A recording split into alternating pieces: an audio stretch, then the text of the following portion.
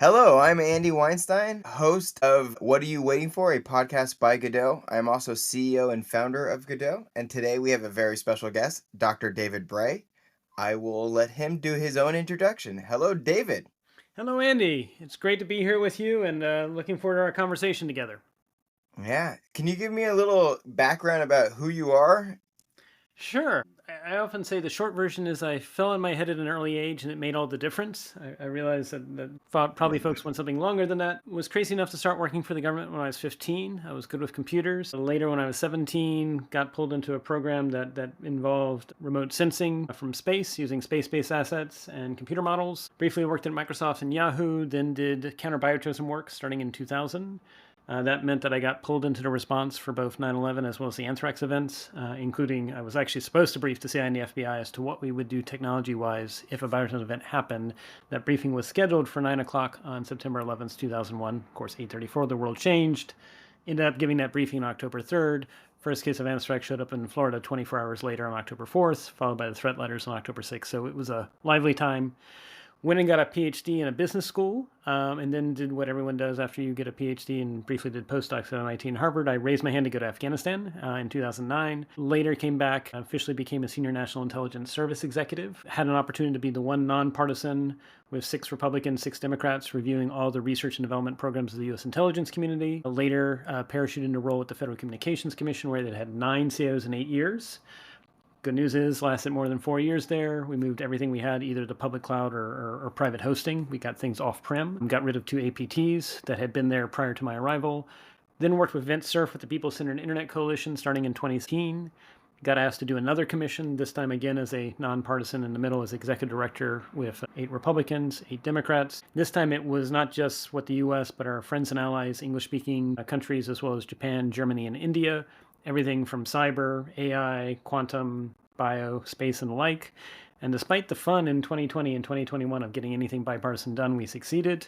The report was hand-delivered to the Congress, as well as to the administration, the president, and about half of our recommendations have been implemented, which is a good batting average. And so I work now at the intersection of data, tech, and society, with the premise that all the technologies we've unleashed are creating a whole lot of anxiety, but also challenging the future of jobs, the future of free societies, in ways that require new thinking and solutions that begin at the community level, but also think about companies and think about countries to make sure that free societies continue 10 to 15 years from now. That sounds like you haven't done anything. I'm a slacker. Yeah, And actually, to be candid though, I actually will be honest, I always feel like I need to do more. That I actually honestly will say I feel like I need to do more. So. I think that's just us exhibiting our own trauma from a life. 100%. We all have our trauma, and mine is, for whatever reason, I was told, make sure you make a difference in the world. So yes. And let's talk about the world in a second, because you spent time abroad, right? You said you were in Afghanistan. I Mhm. lived in Argentina. I spent many years in like France and places like Spain. And one of the things that always kind of comes up to me is the difference between culture. Is it bad or is it different? Hmm. And where does that line get determined? And I would love to get your perspective of kind of cultural differences that, let's say, blend the line of ethics and morals. Good question. So yes, I started traveling. Actually, when I mentioned when I was 15, it was partly because the U.S. Navy had offered me a role with Dr. Robert Ballard, who had founded the Titanic. He was doing work in the Sea of Cortez. So my first overseas experience was when I was 15. We were in the Sea of Cortez in Mexico. Got to have that experience. Later, actually did get to go to Argentina when I was 17 with the International Science Fair.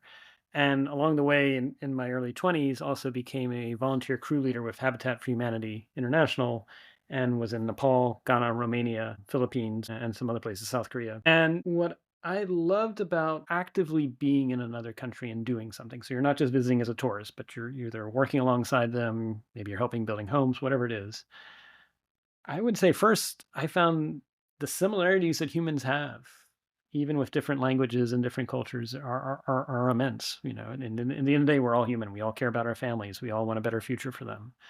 Um, I unpack culture because I think culture is monolithic as including three things, which is, like you said, what are the norms, the normative values of what does that culture place value on? Is it about, individuality? Is it about the family unit? Is it about the collective?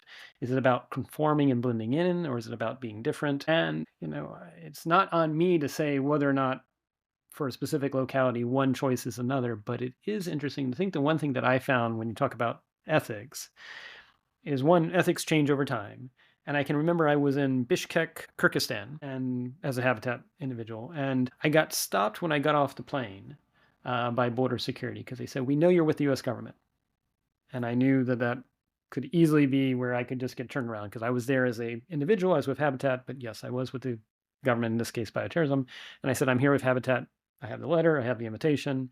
And they held me for about an hour and a half. And I think it was really they just could not believe that someone would come to volunteer in their country to build homes. And that was partly because of what the Soviets had done, which was, they had taken away incentives for people to do anything that helped somebody else. That even though communism was this idea of, everybody's equal, we know unfortunately that was not the case. They had also removed this sense that somebody would intentionally and as a volunteer help somebody else. And I was pretty sure I was followed throughout the entire time I was there in Bishkek, Kyrgyzstan as a Habitat Humanity member. But I raise that because the one thing that I will say as I look around the world, and I think this is important, particularly now in our technology era, I think when people feel like they lose agency or they lose choice and agency and they have the ability to set their own path, I think people get angry. I think they first get anxious, then they get angry because the brain doesn't like to stay anxious for long. And I think if you look at the polarization we're seeing here in the United States, but also around the world, the Edelman Trust Barometer shows it. It's partly because we have rolled out a suite of technologies that have created some anxiety about the future, but also made people feel like they've lost agency in how information is delivered to them, how information about them is used, and how they have the ability to set their own path. I love that. I want to hit on the agency later because I think that we can unpack that dramatically. But what I can't stop hearing is you have this like natural impulse to try to help people, right? Yeah, that's my mom and my dad. My dad was a Methodist minister, and my mom was a school teacher. So yeah, that's where I got that from. Yeah, so tell me a little bit more about that. I want to know like what is the kind of emotion pull David to help all these people everywhere and confuse people because you seem to be like such a good go getting fella, right? Like Well, how so do you become so perfect, David? I'm How do not you perfect at all. Trust me. No, no, no, no, no, no, no. But so one, I think it was as I mentioned, my father was a Methodist minister. My mom was actually Catholic, and when he asked her to marry him, she said yes. But then she realized that she would have to leave the Catholic Church, which I know was a loss of friendships and connections there. And then along the way, his skill sets were healing fragmented congregations. So he had inherited a church that had some disruption, division, bringing them together, and then doing some capital planning exercise. And along the way, he was assigned to a church during my elementary school years that was jointly Methodist, Presbyterian, and Episcopalian at the same time. So when people say like, because I openly say I'm a nonpartisan, which means I'm sometimes shot at here in the United States, metaphorically, hopefully, by both parties, because my allegiance is to the Constitution first and foremost, and what the United States embodies, not a specific party. And people ask, well, how can you be that? Nonpartisans, you're never going to have the backing of a party. And I'm like, well, partly one, because I did the work of intelligence, national intelligence. I don't think intelligence officers should be political. But then two, I was kind of born into it. My mom had to give up being Catholic. And then for a while, my dad was carrying multiple faiths. I think as I look at the world, a couple things is one, they show we humans will never truly lastingly be happy if we pursue material things. And I'm not saying people should not pursue that, but the research shows that I'm also an evolutionary biologist in addition to computer scientist, that it shows that for whatever reason, natural selection pressures back in our historic past for humans, those humans that were happy when they accumulated things versus those that accumulated things and found that they were not happy, the ones that were not happy were actually the ones that were more likely to survive when the famine hit or when, other things happen. And so Evolution's a blind watchmaker, which means we are all imperfect. But unfortunately, one of the things that the research shows is you're not going to be happy if you pursue material things. Now, that said, the good news is you can be happy in multiple ways. One is having a pet, unconditional love. Pets are really great sources of happiness for people, but also helping someone out. And again, that's people. I feel like if anything, by interacting and engaging someone, one, I'm seeing the world through another lens. I'm learning and I'm growing. And also, though, it shows you will actually feel a sense of happiness that you can't get any other way. And so, you say I'm helping other people. I say I'm just striving to understand and get a better sense of what does it mean to be human and where the planet is going. And along the way, yes, being mindful of listening to people, figuring out how I can best assist them and follow whatever they say, and at the same time finding happiness. Absolutely. And I want to kind of hit on I love dogs. I Hmm. don't know if you can hear the snoring in the background of mine, which is why I Nice. keep on muting my mic. Nice. That is actually my dog, Godot. He Hmm. is a French bulldog who is with me almost all the time. There you go. I think it's really important to have pets or somebody who can just love you and stare at you in the eyes Yep. longingly, even though you feel like you just had a rough day. And it's Unconditional love is a powerful thing. Yes, exactly. and and the other thing you mentioned was like it's it's a little bit selfish to be nice, It is. right? Yeah. Because you're trying to help other people, but you're also trying to help yourself. And Mhm. one of the things that comes up for me as I'm embarking on, one of the biggest things in the world is how do I connect the end of one supply chain to the beginning of many? It's totally selfish. As somebody who grew up in the Pepsi world, I know beverages have water, they have carbonation, and they have to get somewhere using fuel. Mhm. And so what I'm doing is I'm taking other waste streams, extracting the water from it, and leaving the remaining bits to be fuel. Right. And then I'm taking some of that water, right? Right. And now I have carbonation. I am able to gasify it and get food grade CO2 and get all these things because I'm creating the fuel and fizz for me at a big scale. And I realize the reason why my costs on those things are so high is almost always transportation. So I just always am trying to solve solutions for me. It just happens in the process like in Wenatchee, if if we get funded and the site gets up, it's essentially going to remove 1/6 of the gas powered cars in the area, Hoorah. just from an emission standpoint. And that's just Right. one site, right? Mhm. So that's an added benefit of just taking undervalued things. And I think a lot of times people don't realize undervalued things just means that me personally, I can see value that others don't. And so it's me taking advantage of a situation to help me. And Oh, it yeah. just happens that other people get to benefit. Well, and I think what you're hitting the nail on the head is one, there should always be a philosophy of make sure you create more value than you take. And that's definitely what you're embodying. Yes, you're taking some, but you're making sure that the overall system that you embody and produce is creating more value than it takes, which is great.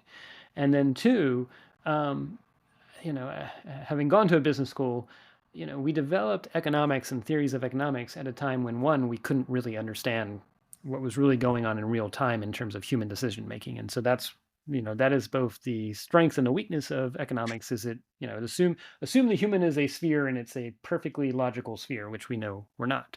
Um, and so one of the things that I think we as a planet may be facing is we have suboptimal tools to find ways to motivate people through, whether it's through capitalism or other systems that, yes, motivate them to both create value and then also at the same time do so in a way that right now economics does not quantify anything other than self-gratification. What does it mean to create value and also create happiness at the same time? And I think that's going to be sort of the wrestle that we've got to figure out for the next 10 to 20 years because the planet is finite. There is a finite source of resources. We are this pale blue dot, and yes, space exists, but space is hard and everything like that. I think what we will do is we will succeed in which we find ways to motivate people to create value for communities, for companies, for countries, and at the same time also think about other things such as happiness and making sure that it is a net producer as opposed to a net extractor. Yeah, and how do we find like as a society that happiness? maybe let's take a pause and think about, what should companies, countries, or communities know about the future today so that they can build a better future that's that's happier for more citizenry than it currently is, because it feels, at least from the observer's perspective, that the world is getting better for fewer Hmm. and worse for more. Yeah. And we've seen this happen before, and it usually ends poorly for a lot of people. Yeah, so you hit the nail on the head. Is so I can remember in 2009 I was ghostwriting policy papers on a nonpartisan basis, and so the rule was I could only answer questions I was asked, but then I could answer them using the best available scientific and empirical evidence very quickly. And so I got a inquiry from the executive office of the president at the time. Again, I'm a nonpartisan, but they said we would like to know what the future of work looks like. And of course, you only have 5 days to answer it, and you're working long hours. And I came back and I said, well, if you look at the next 10 to 15 years, the US and the world as a whole is going to experience multiple technological revolutions. Everything from AI to remote sensing to what's possible with Internet of Things, biotech, etc. And we know from the past, you can look at the original Gilded Age, that whenever there's massive technological progress, back in the Gilded Age, it was steam engines, railroads, etc., telegraphs, that there's usually a lopsided distribution at first, and then eventually things go. But even more important, that during that period of rapid technological progress, there is a sense of anxiety as people start to wonder what is the future of their own job, much less providing for their family and their family's future. That anxiety leads to polarization. You look at the 1890s, we were actually more polarized back then than we are now. It's fascinating to look at.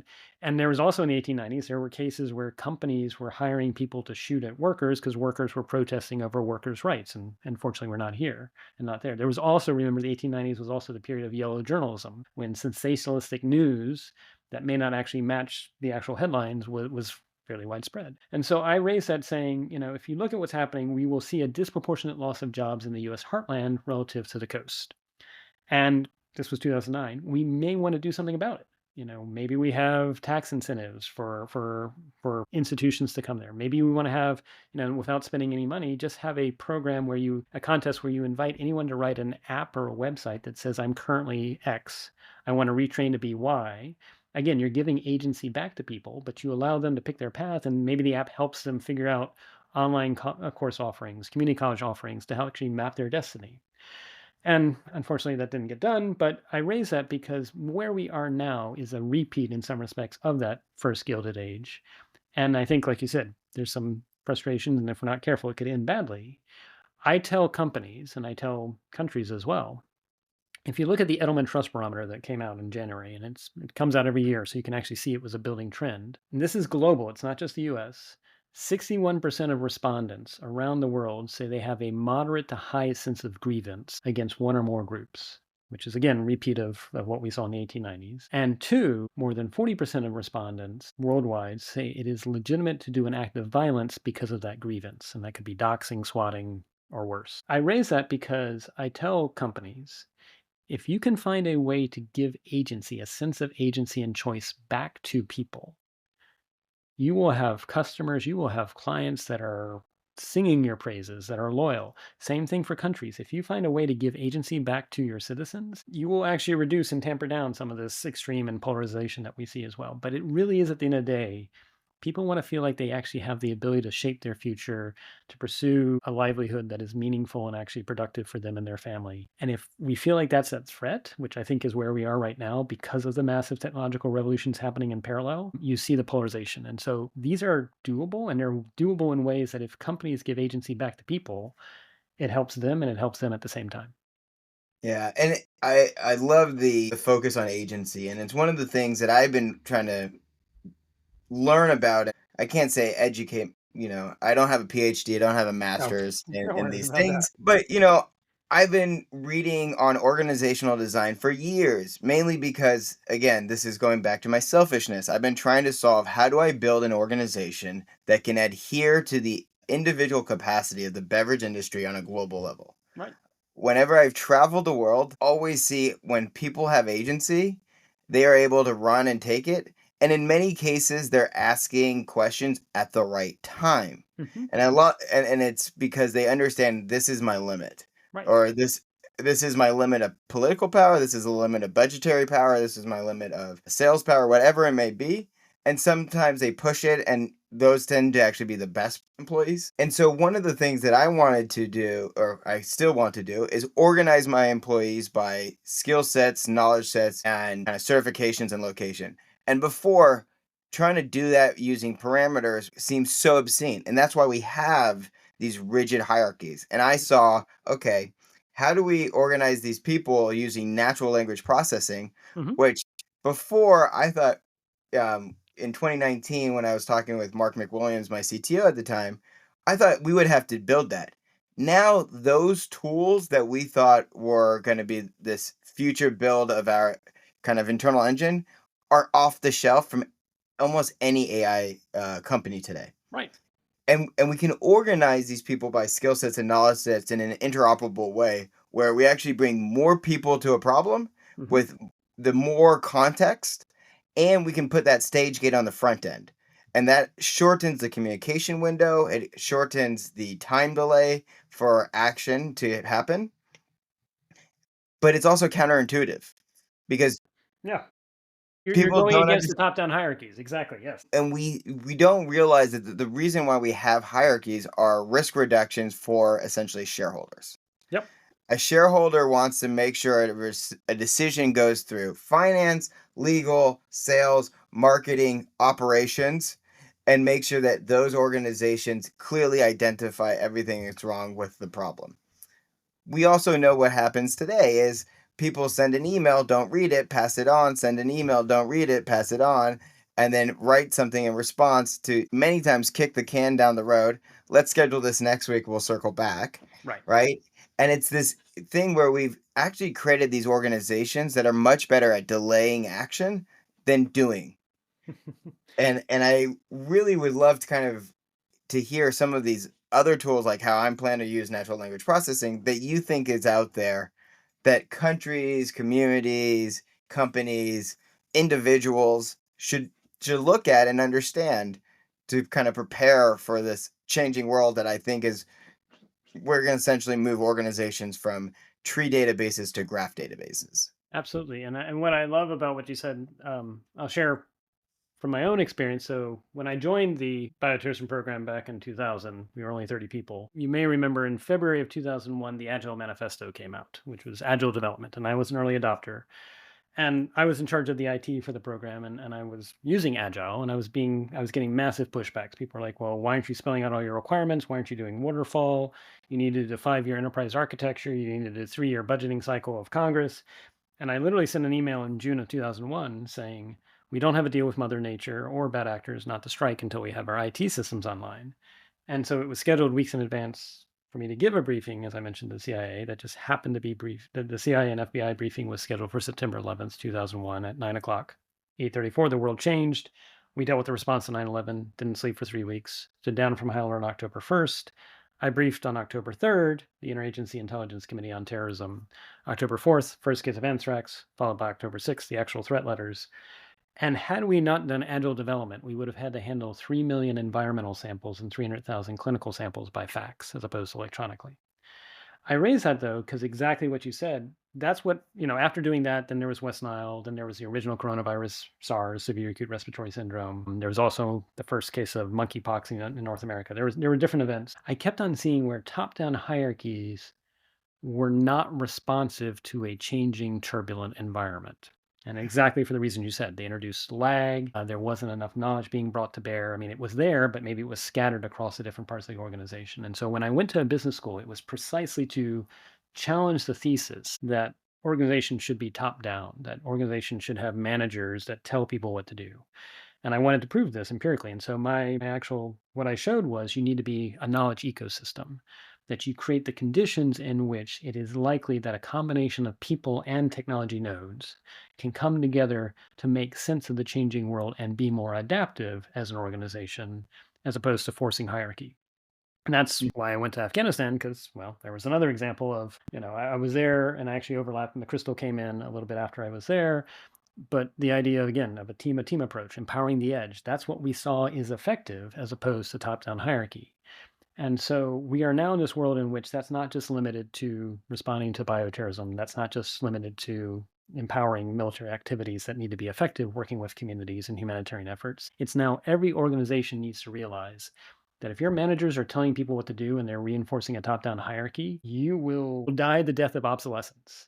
And like you said, with AI, there is now the ability for it to help connect people faster. And when new people come in, instead of having to have everyone catch up and read a very long Slack channel or read an email thread, the AI can say, here's what you need to know, here's what's needed, here's what the challenges are. And what I'm excited about, because generative AI is one flavor of the last 5 to 6 decades of AI, and there's others on the horizon. There's this thing called active inference. And unlike generative AI, which is opaque, active inference allows you to, one, very easily, by definition, explain what's going on. Two, it's much more energy efficient, less compute requirements, less data intensive. But more importantly, the difference is active inference is trying to minimize surprise.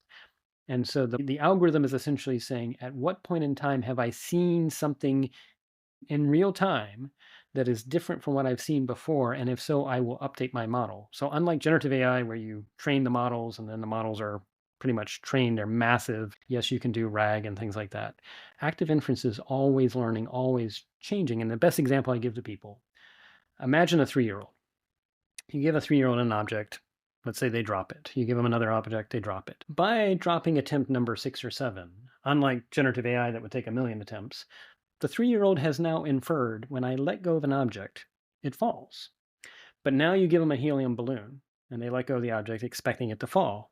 Well, active inference sees the helium balloon goes up and says, huh, that's different. Whereas generative AI would hallucinate and just go, I have no idea. I've never seen that before. Active inference will say, okay, in the past, objects I let go fell. Now I've let go of this object, it rose. There is a new class of object, I don't know why, that does the following, it rises. And if you have enough of these flows of data coming to the active inference model, it begins to make sense of the environment in such as a way that it's learning, it's curious, and it's working to minimize surprise, which for organizations as well as countries is really what you're striving to do, whether it's healthcare, whether it's, providing national security, whether it's just making sure you're adapted to the changing marketplace. And so that's where I'm really excited.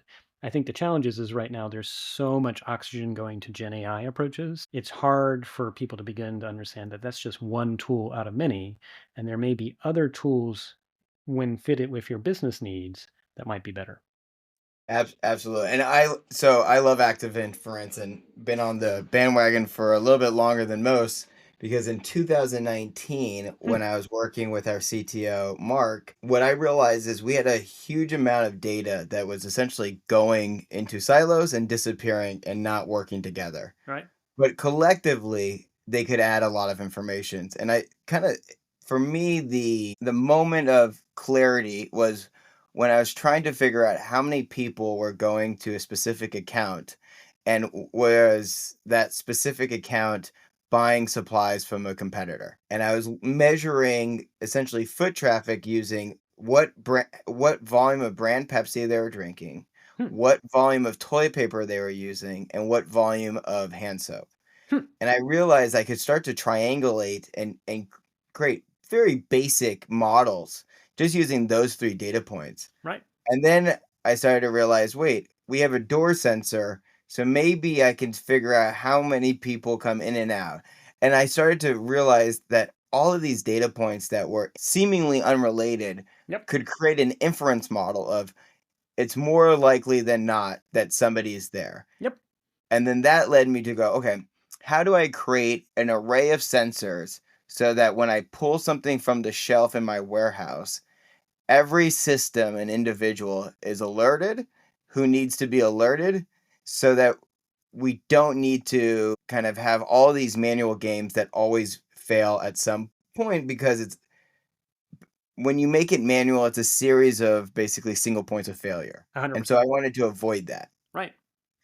Yeah. And so it was fascinating with Mark. We kind of put it together. We started to write it out. One of our board members, Alex Renz, who helped was create kind of the IoT ecosystem at SAP and Microsoft. he helped also kind of conceptualize and put these into uh, not just Andy brain workings, but into like terms of art and operations and something that we can build upon. And then in 2020, we actually met Dan Mapes, Ah, Dan. Yes, he's a good guy. Excellent guy. Yes.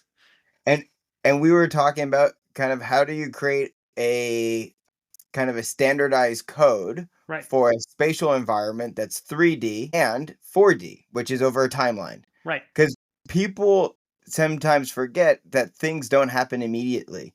And so therefore you have to plan for when they are going to happen. Hmm. Like, do I clear up space in the warehouse so that when I bring in those products, it can fill it in? Right. And so it was really fascinating as we started on this journey and hearing kind of what was concepts in 2019 become terms of art now called active inference, and how a lot of people from very different perspectives can meet at the same point because essentially on the back end it's just math, right? 100%. It's just math. I'm glad you said that. Yes. Like, this is just math, and it's one of those things that we've had multiple discussions about organizational design and how to motivate people. And sometimes motivating people is a lot simpler than we try to make it out.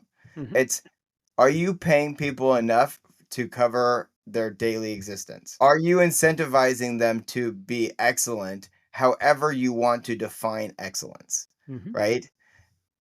And I just found as I kind of explored the world that we were really terrible at incentivizing employees, and we were always surprised that they weren't doing what we wanted because sometimes we never communicated to them, sometimes we didn't incentivize them to do it, or in many cases we incentivized the opposite. Right. Oh, I would say right now, a lot of public companies are actually incentivizing infighting within their organization because of the way they reward people. They're not rewarding collaboration, and then they're surprised when there's infighting, passive infighting, or passive aggressive infighting within their companies. Absolutely. And I'll take another step is companies that are doing layoffs are never going to have innovation. And the True. reason why they don't have innovation is because nobody's going to take the risk of taking that project forward Yep. because they're worried about their own job. What the layoffs do is it takes away personal responsibility and say you're just a number, and it then makes everybody else not want to take risk, which is why we're seeing a lot of these companies that we thought were innovative kind of dying on their innovations. Right. They're not even able to deploy it. It's almost like a repeat of GE, right? Oh, very Where much. they had all the IP and no way to actually turn it into money because nobody wanted to go forward because they were scared of their job. Right. 100%. So yeah, what gets done is what gets rewarded. And if you don't reward it, don't be surprised it's not happening. Yeah. So how do we start to analyze these systems and give a training module or manual, right, to people in government today? Because we see and this is a both sides situation. Hmm. They think incentives work a certain way, and we know through research they don't. Right. How do we apply something like BJ Fogg's BMAP to help organizations, companies, governments be better? Right. Well, I'm glad you brought up BJ Fogg because I actually got to interact with him back in the early 2010s as well when I was doing some ghostwriting. Actually, I think it was 2000. It was 2010. I got to interact with him when I was ghostwriting some papers. I think we talked about agency. If people have a sense of agency in their jobs, they're more likely to be entrepreneurial on the job, which is great. Two, you have to give them some degree of autonomy, and it's autonomy appropriate to the task and the scale. But if you tell people what to do, you're going to be doing the work for them and you're going to get plenty of repetition. But I would submit in today's world, that's not what we need people to do. We need them to actually scan the landscape, like you say, be innovative, let them be adaptive. And so the third thing, and I actually, when I was a senior national intelligence service executive, they have these award contests, and they call it the Galileo papers, which is new thinking. And so I did a Galileo paper, and I find it interesting because Galileo was branded a heretic, and so I'm not quite sure if they picked the right name for the papers, but regardless, about Cognitive dissonance is what we're really good at. exactly. I'm like, do I want to be burned at the stake? Oh no, or at least locked up. Um, so, uh, so so at the time, it was arguing that we actually needed to operate more. like VCs on the inside. I think this applies to any organization, which is instead of managing top down, the best people should bring together the team and say, look, here's what we're aiming for. These are the intended goals we want to hit. Here are the constraints or the boundary conditions. And what I'm going to do is, if you come in and make a pitch of you want to try and pursue something, maybe I'm going to give you a little bit of leeway. Show me what you can do in 3 days or 5 days. And if you start to make progress, then I say, okay, show me what you can do with 2 weeks. And I'm going to give you more time. But I might also give you more resources, whether it's funding or access to talent or access to technology. And I even went a step further and said, I actually want teams that bring their own kit with them, their own technology, their own AI, their own technology to bear to the problem, so that if I'm in a large organization and something happens, maybe it's an opportunity or maybe it's a problem, I can quickly say, who's got ideas? And the idea is actually I'm encouraging people to remix the tools and techniques and AI that they're bringing to bear to solve that.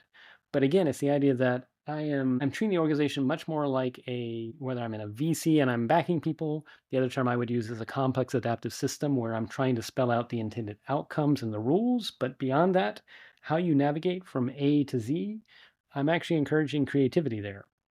And I think we almost need to have more training of existing managers as well as the next group of people who are either going to be MBAs or masters in public administration or just courses for entrepreneurs that say, let's put you these different scenarios where you get to experience this. And I'm a fan of Star Wars and Star Trek, but I would say in Star Trek, they have the holodeck and they have supposedly the Kobayashi Maru situation, which is a no-win situation, but it's meant to have you experience what it's like to be a leader when you're facing a no-win situation.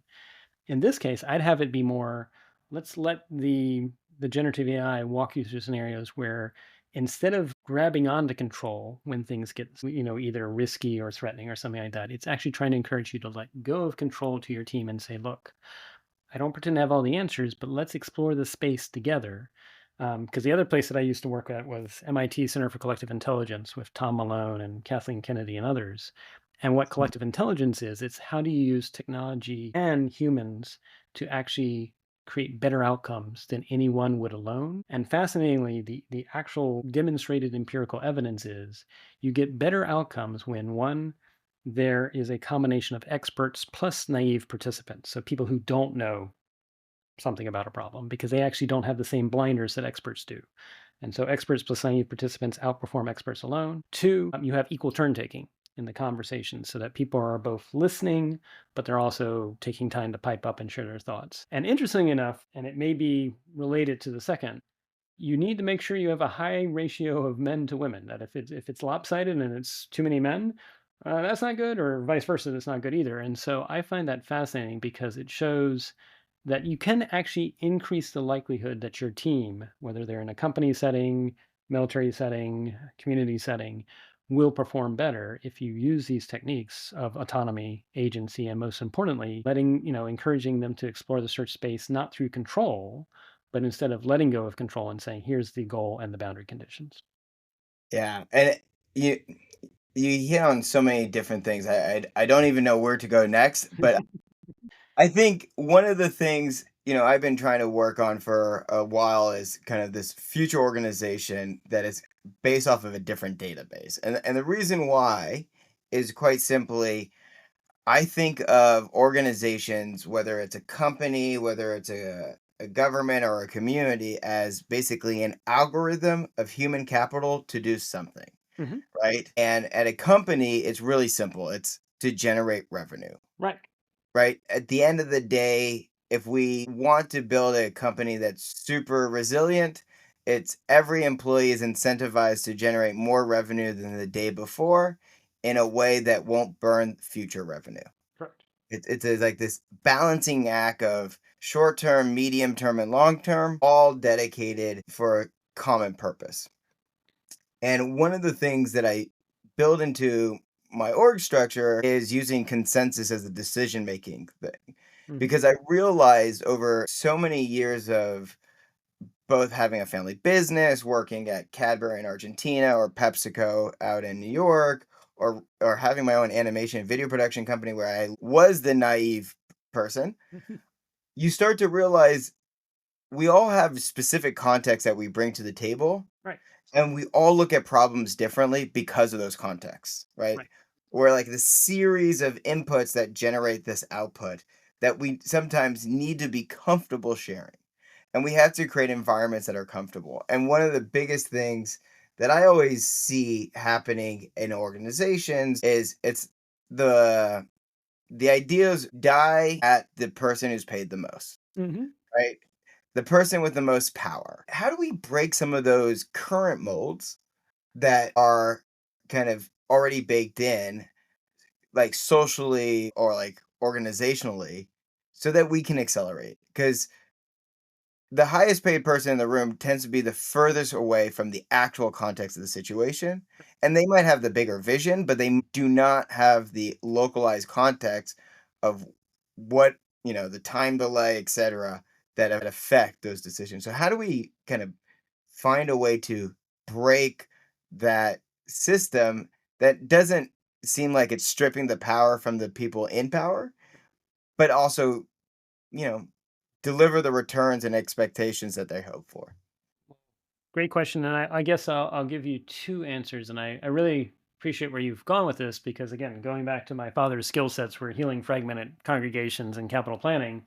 I mean, if you realize, whatever setting you are in with a community or congregation, the people are effectively volunteers. The pastor, minister, rabbi, whoever's in charge, they're not really in charge in the sense that people can vote with their feet and leave. And so I think that's part of the mindset you need to recognize, which is if you are always telling people what to do, you are in some respects removing the creativity, the autonomy, and the agency necessary to thrive and adapt. And so how do we actually help, like you said, the highest paid people realize that?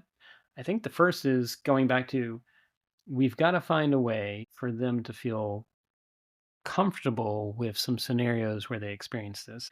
Along the way, back in 2015, I met an individual. Her name is Professor Jennifer Lerner, and she's at the Kennedy School at Harvard. And we became friends. And she would periodically invite me to be an executive coach in residence when they would do a week long course with senior executives. And the goal was to help people who had essentially made senior executive, whether it was senior national intelligence service executive or SES, which is for folks not familiar, that's like being a flag officer, a general or admiral for the civilian side, and help them realize one, they need to be humble, but then two, exactly what we're talking about here, which is what got you promoted is not going to make you succeed in this new role, which is you've actually got to let go of control. And throughout it, there was intentional experiences and case studies where they were asked to experience making decisions, and it was to help them in a safe space with their peers experience where if they tried to make a decision like they would, as you mentioned, textbook top down, I'm going to tell people what to do, the organization would fail. And I don't want to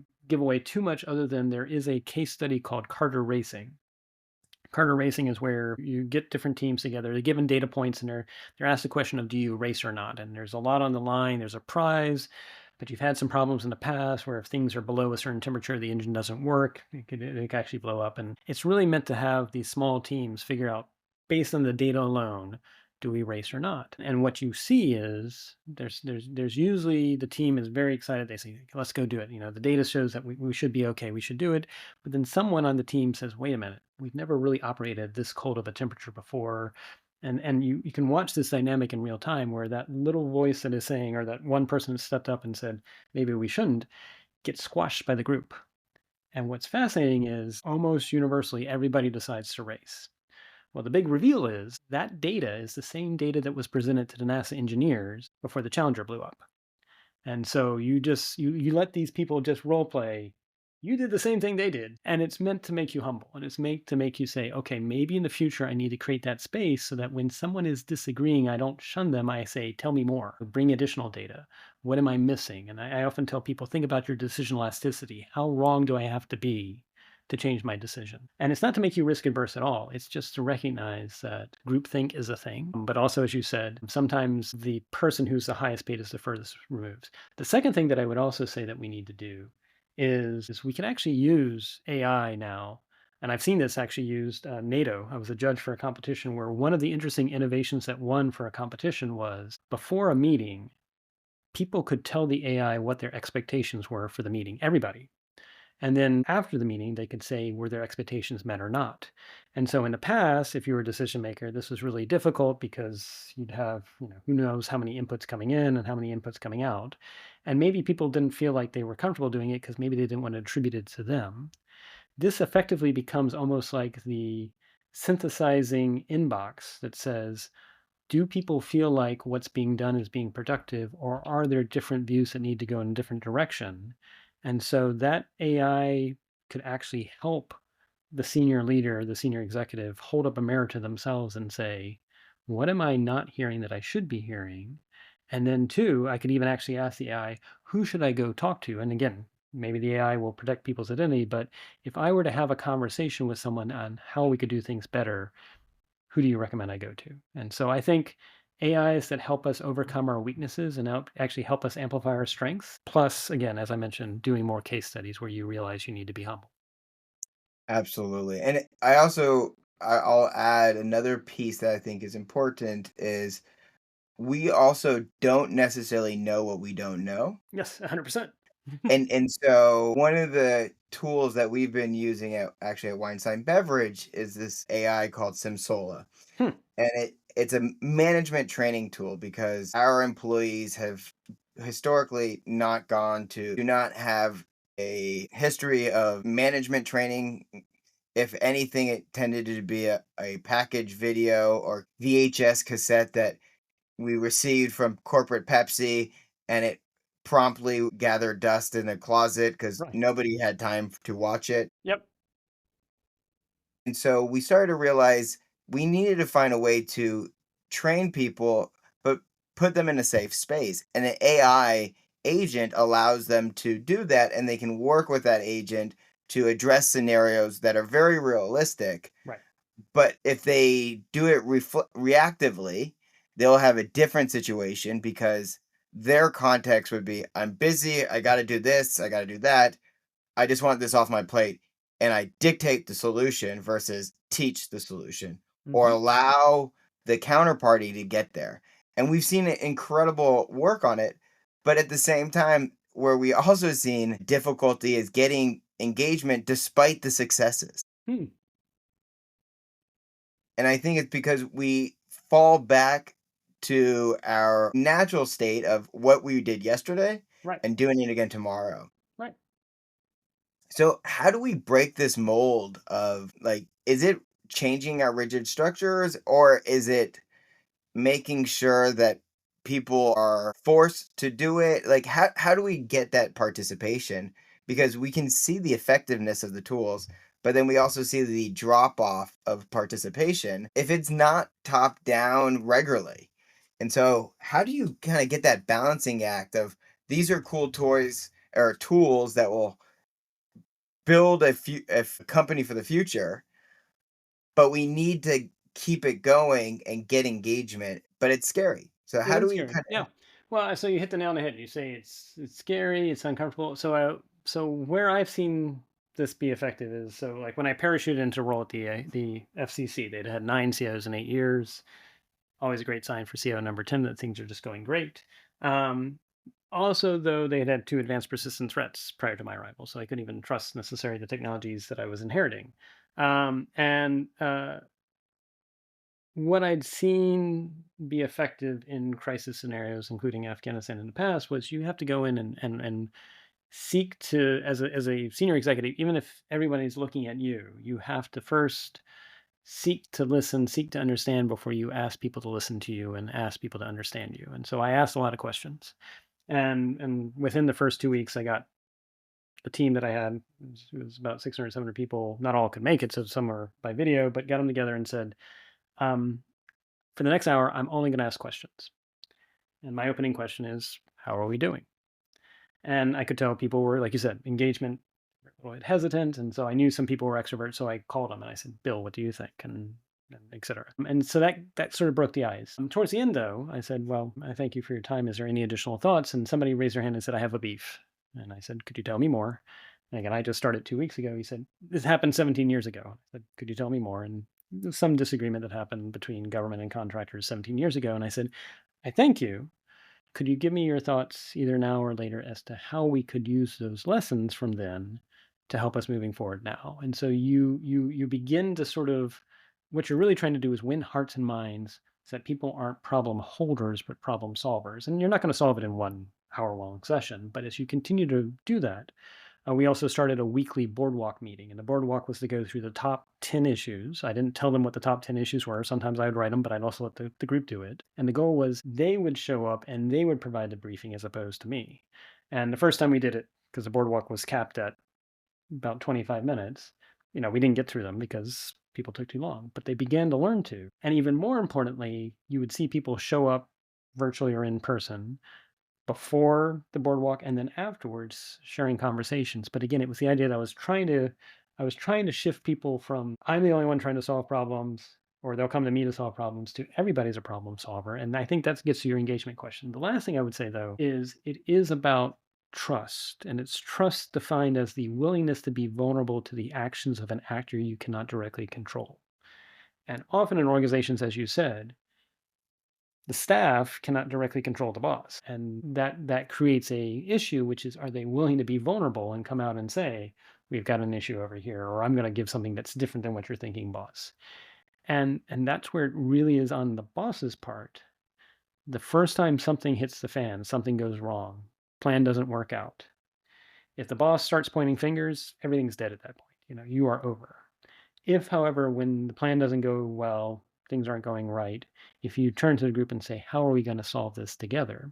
And you're that calm, non-anxious presence, and you say, look, let's just figure out how we're going to solve this together. I'll go to my boss and, I'll be the flak jacket, but at this point in time, let's just solve it together. That begins to also win hearts and minds because they see that you're not going to, when things get tough, revert back to top down blame game, but instead you're going to say, look, it's all of us. And again, it's also modeling when things go right, the gracious leader gives credit to the team. When things go wrong, the gracious leader takes the hit and protects the team. And I think that's how you win hearts and minds. That's great. And you hit on trust, and I wanted to hit on something a little bit. You mentioned introverts, extroverts. One of the things is it's really hard to speak up in meetings if it's feels unnatural to you, Right. right? And so I've always envisioned using zero knowledge proofs Hmm. as ways to kind of validate these people have the appropriate perspective, but we can protect them from retribution because when you avoid having to deal with, let's say, potential blowback from your ideas, Hmm. you're probably going to be more free to give them, right? And I've always wanted to use zero knowledge proofs as this organizing and validating system that we can really build up using AI tools like active inference, right? And give people the ability to speak up where they have the expertise or just the perspective. Like they don't even need to be the experts. They could be, hey, in my business, I do this and I see that you're doing that. Maybe if you try this, it might work, right? Right. And that's actually how businesses really end up changing. At Weinstein Beverage, we had a coffee water salesman who went into an account, and the account made a joke about toilet paper. And that employee said, I'll go buy you toilet paper. You're out for the week and you're not getting it until next week. Maybe I can buy a pallet and bring it over. Huh. And that's how our family business got into janitorial in 1996. There you go. Yeah. I'm a big believer in serendipity. I'm a big believer of you can increase the likelihood that you will find these opportunities, but it's probabilistic and the attentive leader is always listening. So I'm with you. But let me hit on the key piece of it was he did that without asking. He was Right. able to go out, put it on his own credit card, Right. and then ask for a rebate Yep. after the sale was made. So it required somebody to essentially do something in secret before coming out about it because it was only after it was a success. Yep. Yeah. Well, that's where And I he get could to. You have to create an environment where you are willing to trust. You've set the boundary conditions. Don't do anything illegal. But something like that, that wasn't. That was perfectly fine, and they did it right. And it's giving agency, giving autonomy, encouraging entrepreneurialism. I think the one thing I try to repeat as a refrain is I keep on saying, look, you have to be brave, you have to be bold, and you have to be benevolent. And I know, yes, I mean, I'm actually an introvert too. You have to help people where they're at and help them understand that if you're not feeling uncomfortable, you're not growing, in the sense that if you're always comfortable, you're not growing. And if you're growing, it's not going to feel comfortable, but that's okay. And then again, and say to them, like, look, I'm an introvert too. And at the same time, the research shows actually introverts are better at synthesizing what they're seeing and hearing because that's who they are. They're not always asking to be heard. And I think a good leader starts to understand the skills and strengths of all the team members. And if everybody has the same skill set, that's a problem. And at the same time, if the adaptive approach that the leader is showing to each of the people is not working to amplify their strengths and help them grow beyond their weaknesses, in some respects, you're not being a good leader. So I think technology can help some, but part of it is also just being attentive to the fact that we all have gifts differing. And if you can, whether it's in a company setting, community setting, or whatever, the best leaders should try to maximize people's strengths and actually help them to grow as well. I totally agree. I used to say bad news is good Hmm. so that people knew that they could bring the bad news to me Yep. because I couldn't solve the problem without knowing about it. But most of the time, I wasn't actually solving the problem. I provided a vehicle for them to voice the problem, Right. voice their solution because they understand the context, and add essentially my ability to get that executed. Absolutely. And we've hit so many different things, but we've hit about safe spaces, we've hit about diversity of teams, about AI, all of these pieces that are a changing future. So now the question is, what are you, David Bray, waiting for? A good question. I would say I hope I'm not waiting for anything. If anything, I am striving to lean forward as much as I can. I will say the one thing, if I am waiting for anything, I'm waiting for, at least here in the United States, a return to valuing people that put something larger than a specific group or party above themselves. And I say that as a nonpartisan. Again, I believe that, especially when you take on the mantle in intelligence, but I also think if you're doing government service, that unless you are explicitly politically elected or politically appointed, you should be embodying the values of the Constitution. And I say that because I would say starting around 1999 onwards, and I would say increasingly in the last 15 years, it has been really difficult because people look at me and they say, well, unless you signal you're a member of our tribe, how can we trust you? And I'm like, oh, the reality is I'm here to do the Constitution. And I've had people shout at me in the last 5, 6 years that say, how can you not pick our side? And I'm like, look, good people are everywhere. They're not tied to one specific group or party or anything like that. And what I am striving to do is find those good people wherever they are, and there are plenty, and do whatever I can to help move the mission sets forward. But if I am waiting for anything, it's the hope that, we will get past, much like in the 80s and the 90s when we were polarized. Eventually the pendulum swung back. I am hoping that we will get through this period of polarization and people will realize there is value to people that embody something larger than a specific signaling group or tribe or party, but instead are actually striving to find ways to bring out the best around a common cause. I love it. Love it. Thank you so much for joining me today. This has been a great David Bray, everybody. This has been another incredible podcast of What Are You Waiting For by Godot. I'm the host, Andy Weinstein. Thank you so much for your time, David. Looking forward to seeing you at the next event. Thank you, Andy. Truly appreciate it. All right, bye.